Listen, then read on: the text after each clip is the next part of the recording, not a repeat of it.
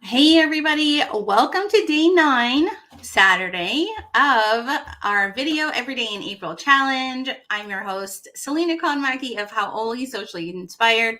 This right here is my biz bestie, Anna Larson of No Mad About, and together we have a joint project called Anna and Selena, and here we are. Hello, my friend.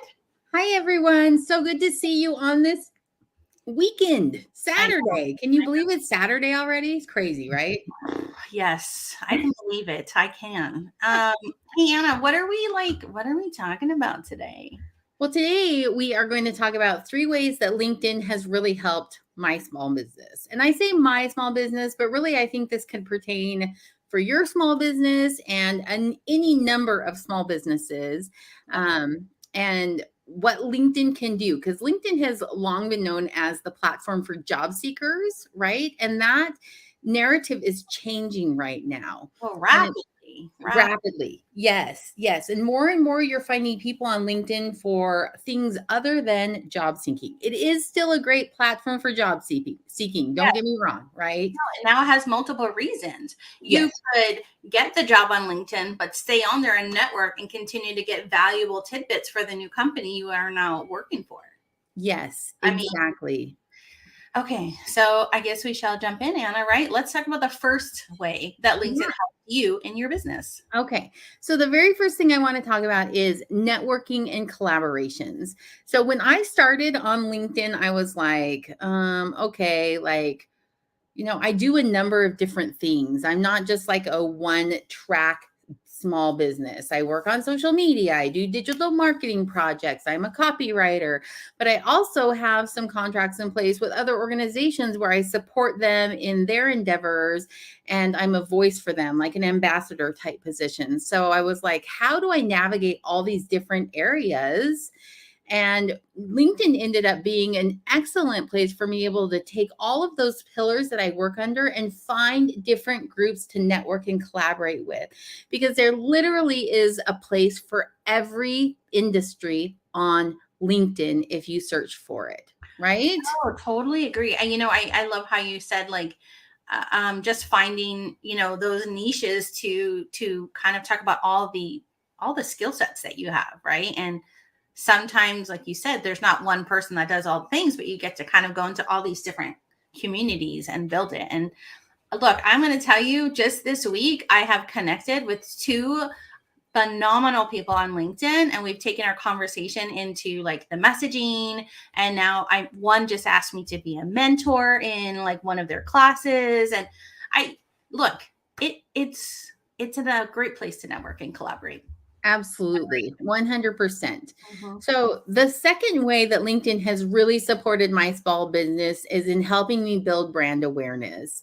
And when I say brand awareness, I'm really kind of talking about my brand awareness in addition to my business brand, right? But really, when you're a small business owner or entrepreneur, you are your business brand. And LinkedIn is very much a personalized area, right? You're able to share your expertise and your knowledge in so many of these different areas. And so to these different networking and collaboration groups, I'm known as an expert for different things for different reasons. I work a lot in the military transition and retirement area right now. And I have a large group of friendships and networks and collaborations right now where that's what our focus is, and they come to me with questions. But I also have a copywriting group, and this secondary group where I get to share all those different expertise and build those brand awarenesses for my pillars for my business that I love to talk about, which is kind of one of the best things, right? No, I do. And you know what I do love about it? Like, yes, you can build your LinkedIn business page, but you don't interact with others as your business page, right? So what I love, and when they do it right, you know exactly who you're communicating with. What? Yeah. I'm with the CEO of Nomad About? Like, oh my gosh, right? Or oh, this is the vice president of marketing from Howly Socially Inspired. Like, you really get, like, there's not another place. Like on Facebook, it doesn't say that sometimes, right? Not on a personal profile. So that's my favorite part. And I 100% agree with you, Anna. It is a great way to build your brand awareness. You as a personal person are advocating for your business. Exactly. So the third thing that I would mention about how LinkedIn has helped grow my small business, or really helped my small business, is from the other two, I have generated income and made sales. I have found clients. I have found new clients. I have re-engaged old clients.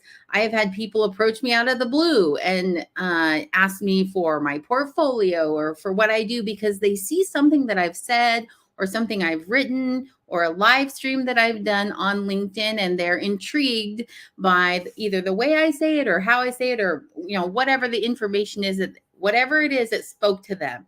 So I'm finding my ideal clients on this platform, and that makes sales and income generation happen. Yeah. I mean, you can't complain about that. I mean, business, right? So. That's right. I love that.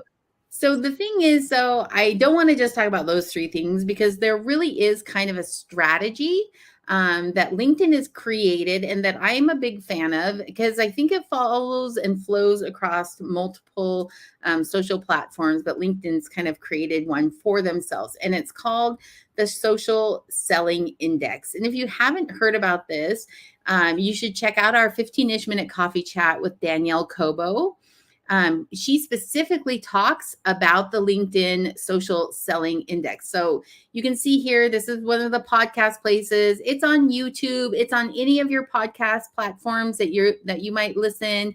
It's on our Facebook pages, but I would recommend you go to YouTube and search for Social Selling Index with Danielle Cobo, or 15-ish minute coffee chat.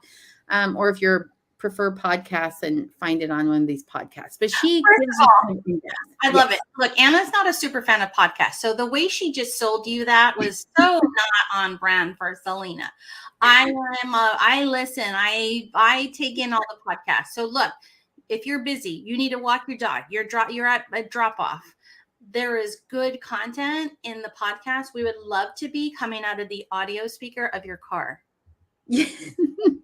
Thank you. That's such a better sales pitch than what I did. Yes. If you are a podcast fan, this is going to be the next 20 to 30 minutes of your day, and it's going to give you valuable, amazing information. This is the energy, Anna, that I was looking for when you mentioned podcast. Okay.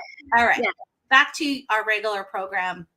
All right. So I do want to bring up the infographic that LinkedIn has for their social selling index, so we can just kind of show everybody kind of what it is and talk a little bit about it. So, I mean, if I scroll up, it gives you this really pretty little header, right?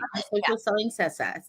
But what LinkedIn says is that they have 4 pillars. And I really find that this is true, these 4 pillars. Let me scroll up to it. 4 pillars of social selling right here. Creating a professional brand, finding the right people, engaging them with insights, and then that is what builds those strong relationships. Yeah. And when you do these 4 things, then if you scroll even further down on their infographic, and I'm going to post this in the comments, but social selling leaders have 45% more opportunities than social selling laggards. I love the way they say that, right? Right. You're 51% more likely to hit your quota. Okay. If you have a sales quota that you're trying to meet, if you have an SSI above 90, you're 3 times more likely to go to club than any other sales rep. So now these are very specific to sales people, but I have found the same to be true for my small business sales and navigating the LinkedIn kind of areas. And right? Anna was mentioning, if you're not sure what the SSI thing is, that is where this LinkedIn Social Scaling Index, that's what SSI is. Go listen to our podcasts or our YouTube. Okay, go ahead, Anna. Sorry. No, Yeah. that's perfect. Yes. So I did want to pull out some of these things. So if you're improving your social selling index score on LinkedIn and you're doing those 4 pillars that they're talking about, I mean, 81% of buyers are more likely to engage with a strong professional brand. So this is going to help you create a strong professional brand that people are going to recognize. Profile completeness, customer centric view. Anyhow, it gives you all this information. I'm going to, like I said, drop this link in the comments so that you can all see exactly what it is and you can get to it and go to it and enjoy learning more about it. But I want to go back up to those 4 pillars. I've really found that those 4 pillars right here are true to what LinkedIn says. If you're doing these 4 things on LinkedIn, I promise you, you will see an increase in your networking and collaboration opportunities. You will see growth of your brand and people just knowing who you are and what your expertise is. And from that, you will start to see a generation of additional income and sales of what it is that you do best. Yeah. And I just want to make this real quick, right? And don't look at every strong relationship as like, oh, that is like the sale. Remember, you're nurturing those relationships as well, and that relationship could lead to another person that you have no access to, but because you've nurtured a great relationship with that first tier, just want to throw that little tidbit out. So Absolutely. I will say that unlike other platforms, or even like other platforms, but LinkedIn is not the place. What LinkedIn allows you to do when you do nurture these relationships is have that warm sales conversation where it's not a cold call. They already know who you are. They may even know a little bit about what you do. So when you do approach them and say, hey, I heard you were looking for something like this, or hey, I really thought we could collaborate on that, it doesn't come off. It's not off-putting like, back in the 80s when you dial up the person and get on the call with them and be like, hey, you don't know me, but I'm cold calling you. So nobody likes that, right? Nobody. So anyway, Selena, you are currently muted. Yeah. Sorry, I didn't want you to hear all my like funny little giggles. I think, you know what, that's it for today's show. We hope that you have a great rest of the weekend, or if you're watching this on the replay, I hope you had a great weekend from Anna and I. We just want to remind you, don't forget to subscribe, like, and follow, because it makes us feel good when you do. So, all right, guys, we'll see you tomorrow. Ciao, ciao.